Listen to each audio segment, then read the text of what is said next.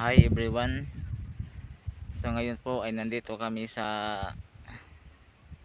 daanan ay malapad po itong daan na ito. Ito po yung daan galing sa Sampungon.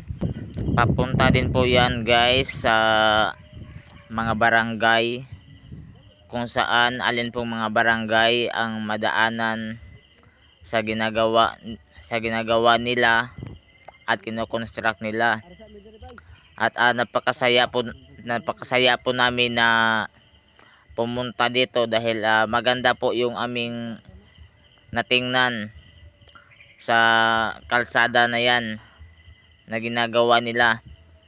Malapad po yan, napakaganda pong puntahan.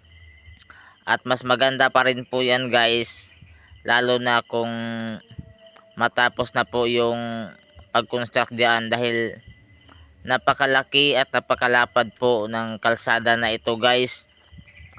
Magandang puntahan guys at maganda yung view na makikita ninyo dito kapag po kayo ay pupunta dito, lalo na kung ito ay patapos na, dahil maganda talaga dito sa lugar na to kapag matapos na talaga itong pag-construct dito guys.